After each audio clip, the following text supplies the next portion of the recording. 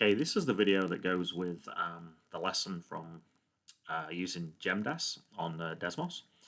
We did this in class once before, but let's take a look at a few questions just to remind ourselves. Now, these ones are probably slightly more complicated here.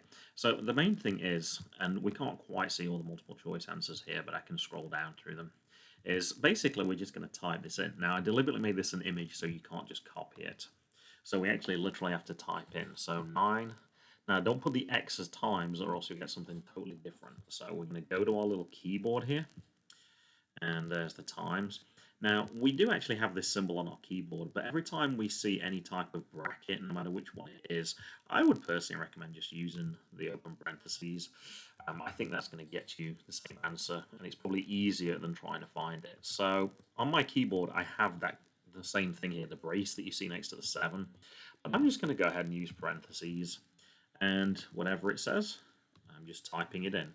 Now, of course, if we mistype one number, or if we miss a symbol like a parenthesis there, then we are going to get totally the wrong answer. So it is important that we get those a little bit, we check carefully as we're doing this. Now you'll notice at the end it's already put in those 3 parentheses right at the end there, so we can just click right arrow and it'll give us take us straight to the answer. So the answer, according to this, is -72, and as you can see at the bottom there, D says -72. Now, similar thing, I got students to actually try this question here, just so you can see how this one works. And same sort of thing, 19, take away. I'm just typing in exactly as it looks. Now, for the divide, I'm going to put divide, but look what happens. It changes it into a fraction. Now, that's okay, because we still know that that line means divide. And then on the bottom here, we're just going to type everything else that we see here. 16 minus parentheses, 12 minus 12. And you can see again, it's put in all the extra parentheses that we actually already need for this question. So it's actually one step ahead of us for this one. So I'm just going to skip to the end. And you can see there it says 18.75. So you don't always get whole numbers when you do these questions. Sometimes you get decimals, but certainly a lot easier than trying to use your order of operations to work out what the answer is. Just to show you some other symbols, so the absolute value symbol, the line, it is actually on the right-hand side of the keyboard, just above the Enter. If you push Shift on that button, you can get it. But really what we want to do is we want to look on the DESMOS keyboard. So the absolute value of A, so if we click it there, we can then type in what we need, 5 plus -3 in parentheses. The squareds are here. If you want a higher power, like a cubed, then you can just click this, and then it'll actually let you type whatever power you want.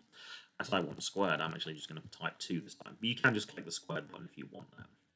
And notice it has the absolute value symbol already there. If you actually just click the right arrow key a couple of times, it'll actually take you to where you exactly need to be.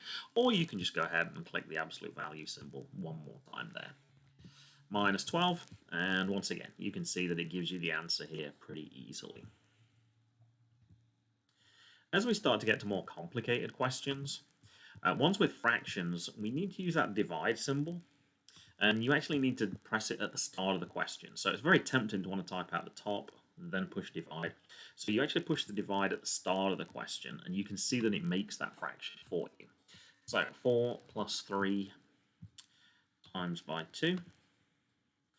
And on the bottom, we've got the square root of 25, so there's square root. And once again, you'll notice that it gives you the answer straight away. If you want a higher root, you have to go to functions. And there's kind of a lot of things here. If you just click on one at a time, you're just looking to see if you see the symbol you want. For algebra 1, really, you're just using the miscellaneous one. And there you go. There's the square root symbol, except this time you can do a cube root if you want to. Once you actually press it, it will actually give you a chance to say which number do you want there. So if you want a cube root, you can actually type in 3. And that's basically how you do the questions. You're just going to type in whatever you see. Let DESMOS do all the work. If you see a divide, push the divide button. It will make a fraction. If you see a fraction, you should push divide right at the start so you can let it type in the top and the bottom. And just remember, if you're not quite happy with what it's doing, remember press the right arrow key as well. Like if you're in the middle of a symbol, but you want to get out of a symbol. Like sometimes I want to do the square root of 25 plus 5, like this. Sometimes I don't want the 5 inside the square root, I want it outside the square root. If you click the right arrow, then you can make it do exactly like you wanted. Now that's actually not what that question was, so I'm just going to quickly go back and change it to what it was. So the answer was 2 for that question. Now the other section we did in quarter 1 was substitution, and basically it's the same idea, it's just that we don't have numbers. Now you might just think, well I could just write -1. You can, but you've got to be a little careful with questions like this. So I'm going to type in the question just like it looks. As it's a fraction, I'm going to hit divide straight away.